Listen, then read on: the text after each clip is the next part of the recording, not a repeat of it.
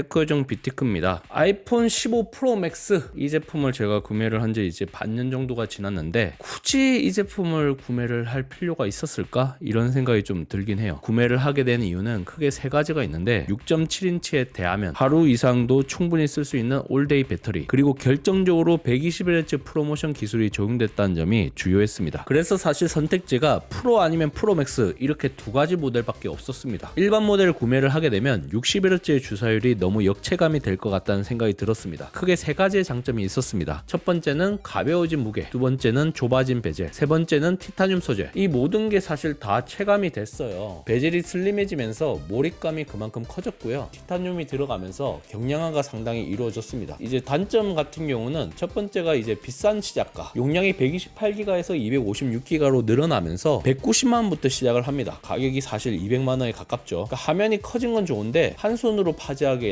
좀 애매해요. 서양 남자들 같은 경우는 손이 많이 크기 때문에 이 정도 사이즈가 크게 부담스럽지 않을 수 있는데 저의 손으로 이렇게 잡기에는 좀 많이 부담스러웠습니다. 발열 부분이 좀 생각보다 신경이 많이 쓰였습니다. 펌웨어 업데이트가 되면서 많이 좋아지긴 했는데 이렇게 USB Type-C에 연결하면서 내가 사용했을 때 발열이 너무 많이 느껴졌습니다. 저 같은 경우는 좀 많이 아쉽게 느껴졌습니다. 예전보다는 좀 더 발열이 심해졌다 이런 느낌이 들었거든요. 장점보다 단점이 좀 더 부각이 많이 되는 것 같다 이런 생각이 좀 들었어요. 스마트폰 같은 경우는 무조건 사야 하는 필수제에 가깝고요. 태블릿이나 노트북 같은 경우는 있으면 좋긴 한데 필수제는 아니기 때문에 꼭 살 필요는 없습니다. 스마트폰 하나만 사는 게 좋을 수도 있겠죠. 근데 꼭 그렇지는 않은 것 같습니다. 왜냐하면 스마트폰은 온도고의 성향을 가진 IT 기기이기 때문입니다. 태블릿이나 UMPC, 노트북 이와 같은 기기들은 들고 다니면서 사용을 하진 않습니다. 하지만 스마트폰 같은 경우는 들고 다니면서 사용을 할 수가 있어요. 물론 이와 같이 사용을 하는 것에 대해서 긍정적으로 보진 않죠. 스마트폰 좀비다 이런 얘기도 하니까요. 우리가 사이보그처럼 기계화가 되진 않았지만 스마트폰이 그 전 단계다 이렇게 얘기하시는 분들도 있거든요. 저도 어느 정도는 그 시각에 동의를 합니다. 스마트폰이 디지털 컨버전스가 되면서 MP3, PMP, 내비게이션 이런 거를 다 통합해버리는 만능 기기가 되어버렸습니다. 그만큼 강력해졌지만 스마트폰을 감당하기에는 인체의 신체는 너무 나약합니다. 200g만 조금 넘어도 무겁다라고 얘기를 하니까요. 우리가 기계화가 되지 않은 이상은 스마트폰을 계속 쓰기에는 많이 부담스러운 게 사실이에요. 아이폰 15 프로 맥스 손이 크시고 완력이 좋으신 분들은 이 제품 사용을 하셔도 괜찮습니다. 그리고 배터리도 오래 가니까 충전 한 번에 보조 배터리를 들고 다니지 않고 계속 쓸 수 있다. 이런 점에서는 상당히 매력적인 제품이죠. 하지만 휴대성이 많이 부담스럽다 하시는 분들은 꼭 이 제품을 구매를 하실 필요는 없다고 봐요. 자기 가시의 욕구가 강하고 폰카 성능에 민감한 분들은 아이폰 15 프로 이 정도 모델을 구매를 해도 충분할 것 같고요. 하지만 극강의 가성비와 기기 조합까지 중요하게 생각하시는 분들은 빠르면 올해 하반기, 늦어도 내년 상반기에 출시될 아이폰 SE 4세대를 기다리는 것을 추천드립니다. 두 가지 옵션이 있다고 생각을 해보자고요. 올해 하반기에 출시 예정인 아이폰 16 프로 맥스, 지금의 환율 그리고 가격 인상의 여지를 생각할 때 약 200만원까지는 열어봐야 되지 않을까 싶습니다. 뭐 이미 아이폰 15 프로 맥스가 190만원까지 올라왔으니 불가능한 수치는 아니라고 보여집니다. 그리고 두 번째 옵션이 있습니다. 아이폰 SE 4세대 그리고 OLED 아이패드 프로인데요. 아이폰 SE 4세대는 전작의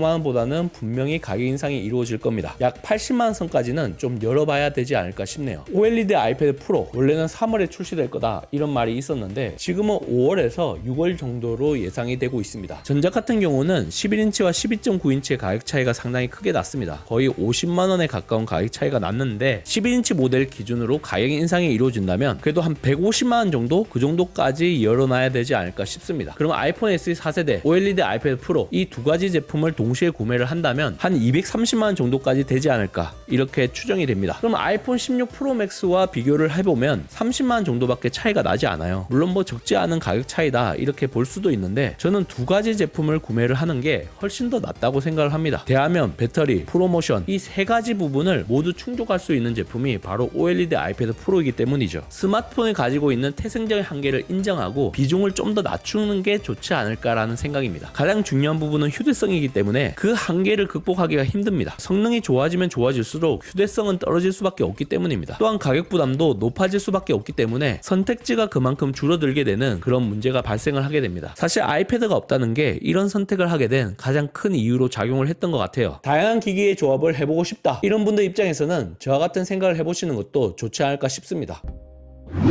이번 영상은 여기까지입니다. 잘 보셨다면 좋아요, 구독, 알림 설정, 그리고 댓글까지 남겨주시는 센스 테크요정 비티크는 다음 영상에서 다시 돌아오겠습니다.